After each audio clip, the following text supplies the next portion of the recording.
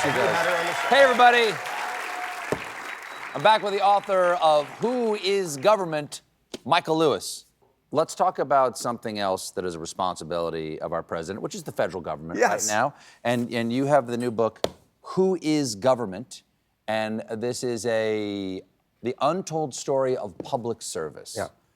First of all, what brought you to tell the untold story? I'm guessing that the reason why most people have not told the story is they didn't think it would be that exciting of a story. And neither did I. I mean, that's exactly right. You never thought you'd be telling the story. I mean, my God, if you'd told me I got not one but 2 books out of the federal government and that they would actually resonate with people, I would have told you, 8 years ago, you were crazy. This is what happened. Trump gets elected the first time. The day after he's elected, he fires the 550-person team, his transition team. These people are supposed to go into the government and receive the briefings that have been prepared over 6 months by 1,000 people in the Obama The thing that Chris Christie was heading up, right? Yes. And he fires all of them. And he tells Christie that you and I are so smart, it'll take us an hour to figure out how the government works. And yes. And I thought, I could go in and get these briefings and know more about the government. And the reader would know more about the government than the president who's supposed to be running it. How many people in the federal government work approximately? 2.3 million. 2.3 million. In the civil service. Okay. And so you could go into, it sounds dull, but it actually isn't when you get there. The agriculture department, there's things going on here that are riveting.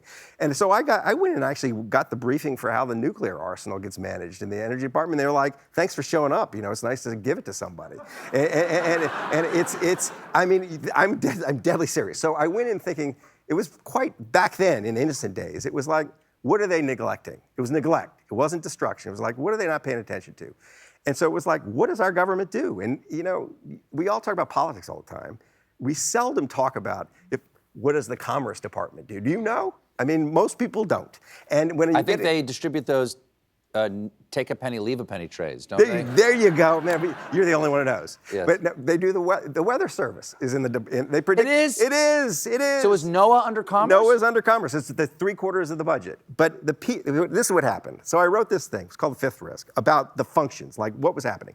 And I increasingly realized the people were the story. The people were amazing. I don't know what I expected. Bureaucrat, deep state, but it was mission-driven, passionate, problem-solving people, experts, who were there, who a lot of them could have made a lot more money in the private sector.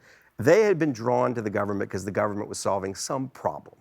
And what is the government? It's a place where all the problems the private sector doesn't want to solve end up. And you would not believe how many there are. It's like, because there's no profit. There's no profit. No profit. There's no profit in it. Curing a rare disease. Like, pharmaceutical companies don't care about that. It's rare. There are 8 customers. People in the NIH are working on that. I spent 3 days with a guy Art Allen, his name is Arthur A. Allen. Arthur A. Allen is the lone oceanographer in the Coast Guard Search and Rescue Division who basically created a science of how objects drift at sea. And you need to know how an upside-down sailboat drifts differently from the way a lone person in the water drifts, to predict where they might be if you go looking for them. Wind and currents. All that stuff. And so his work has saved thousands of lives. I spent 3 days with him in his house, interviewing him about his science, talking to his wife and his kids. After 3 days, I'm going back to the airport, and he calls me, and he says, hey, you're a writer. And I said, yeah, I'm a writer. I had my notepad out. He says, you're going to write about me?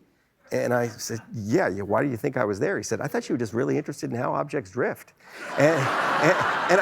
This is our federal worker. This is actually, when I met him, I knew I got to write about these people because they won't tell their own story. Well, you do kind of care about how objects drift because our nation is drifting right now. We are a fat man who's gone off the side of a Carnival cruise ship and hoping someone picks us up. That is exactly right. That is exactly right. Yeah.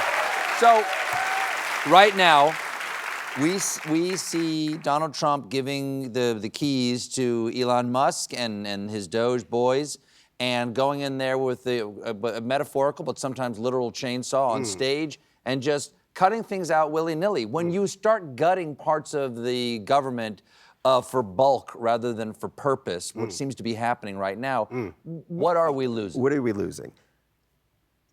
the government is also a portfolio of risks. They're managing all kinds of risks, a lot of them very long-term risks.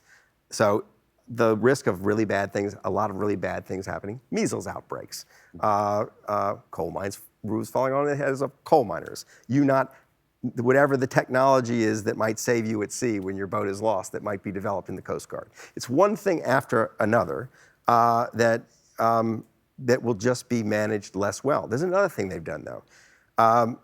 They've cut the workers they can cut.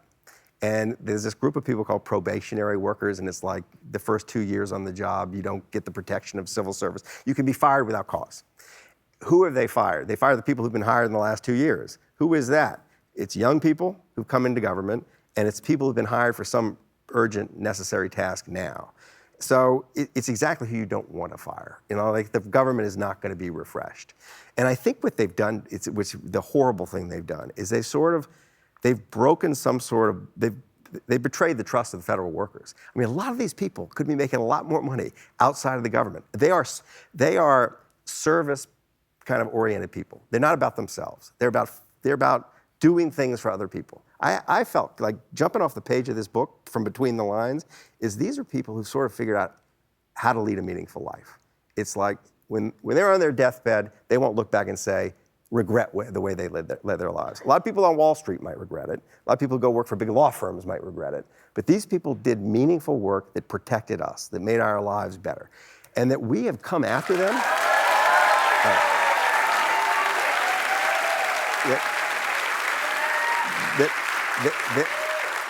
That we have allowed a politician to demonize them and traumatize them is such a damning statement about like the state of our soul. Like we should not have allowed this to happen. Well, Michael, thank you for being thank here. you. The book is Who is Government? It's available now. Michael Lewis, everybody. We'll be right back.